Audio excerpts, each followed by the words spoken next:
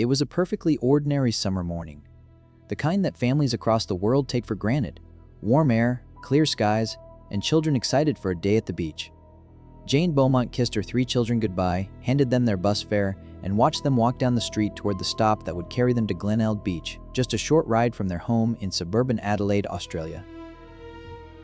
It was the 26th of January, 1966. A public holiday. The beach would be crowded, the sun would be bright, and the children would be home by midday. They never came home. Jane and Grant Beaumont had 3 children, 9-year-old Jane, 7-year-old Arnna, and 4-year-old Grant Jr. By all accounts, they were a close, well-adjusted family. The children were well-behaved and familiar with the short trip to Glenelg. They had made it before without incident. Their parents had no reason to worry. This was 1966, in a quiet Australian city where children roamed freely and communities trusted one another. The idea that something terrible could happen to 3 children on a public beach, in broad daylight, surrounded by hundreds of people, seemed unthinkable. And yet, when midday passed and the children did not return, Jane Beaumont began to feel the first cold fingers of dread. She waited. She made phone calls. She walked to the bus stop. She asked neighbors. As the afternoon stretched into evening, and evening folded into night, the unthinkable became real. The Beaumont children had vanished without a trace. What followed was one of the largest searches in Australian history.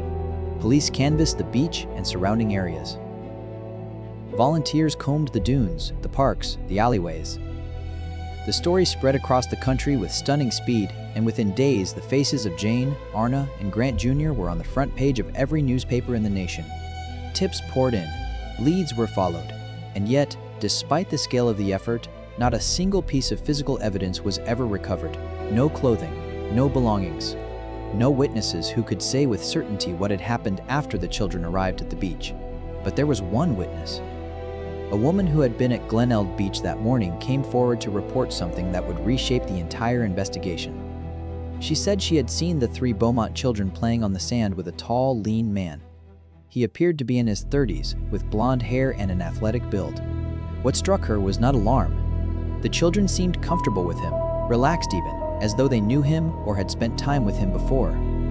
She saw nothing threatening. Just 3 children laughing in the sand with a man who was not their father.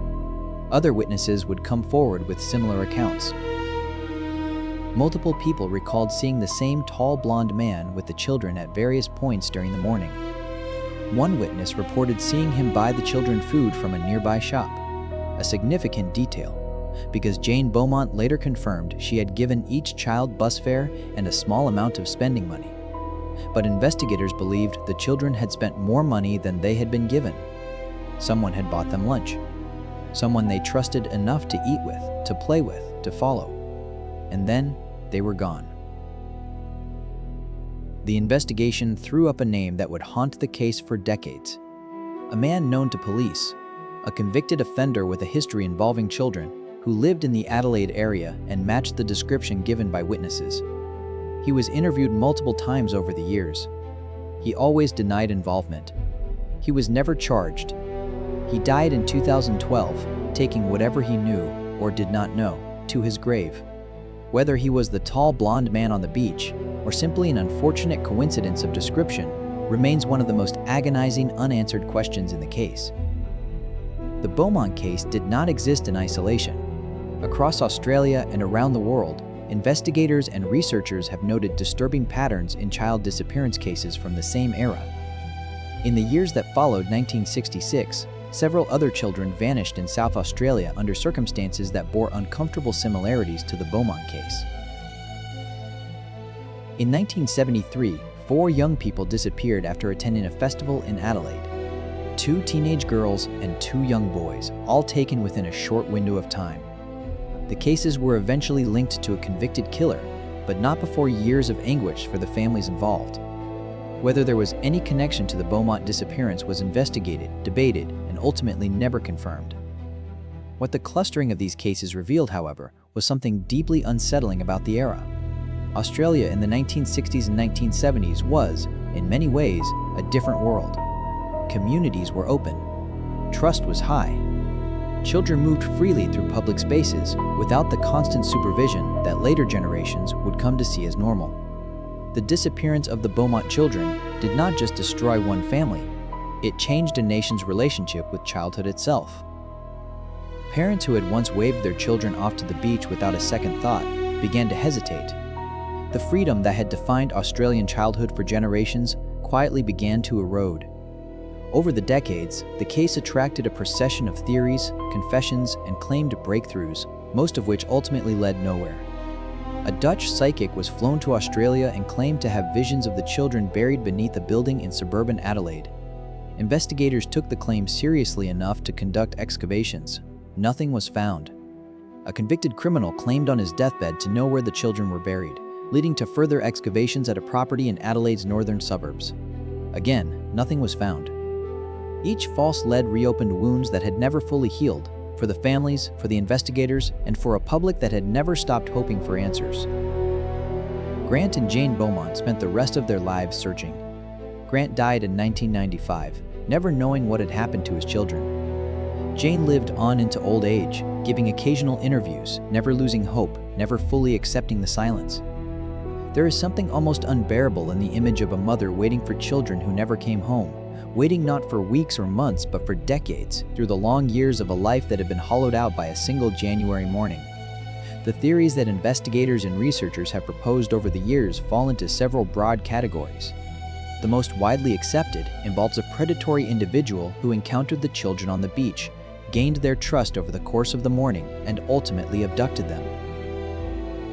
The evidence of the tall blonde man, the extra food purchased, the children's apparent comfort with this stranger, all of it points toward a calculated and deliberate act. The question of who this man was has never been definitively answered. A second theory, less widely held but occasionally raised, suggests that the children may have encountered more than one person, that the abduction was not the act of a lone individual, but involved coordination. This theory draws on the sheer logistics of making 3 children disappear from a crowded public beach without anyone raising an alarm, and on certain witness accounts that some researchers believe suggest the presence of more than one adult. A third category of explanation, favored by those who find the conventional theories insufficient, ventures into darker territory, organized criminal networks, exploitation, and the possibility that the children were moved far from Adelaide and that their disappearance was not a local crime, but part of something far larger and more disturbing. This theory has never been substantiated with evidence, but it has never been entirely dismissed either, and it speaks to a deep human need to find a framework large enough to contain a tragedy this incomprehensible. What investigators have never been able to explain, even with decades of hindsight and modern forensic tools, is the complete absence of physical evidence. In a crowded public space, on a busy summer day, 3 children simply ceased to exist. No trace was ever found. No reliable witness ever came forward to describe what happened after the children were last seen with the blonde man. The beach gave nothing back. There are questions in this case that may never be answered. Where are the children now? What happened in those final hours? Who was the man on the beach, and how did he make 3 children trust him so completely that they walked away from a crowded public space and were never seen again? Is there someone still alive who knows the truth and has chosen to remain silent? And perhaps most haunting of all, did anyone else see something that day? Something they dismissed as ordinary? Something that, with the benefit of hindsight, would have changed everything? The Beaumont case became the defining mystery of modern Australian history, not simply because of its tragedy, but because of its silence. Other cases have been solved. Other families have received answers, however devastating those answers proved to be. The Beaumont family never did. The children who walked to the beach on a summer morning in 1966 remain, more than half a century later, exactly where they were the moment they disappeared.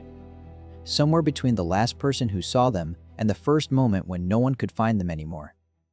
And somewhere in that silence, the investigation continues.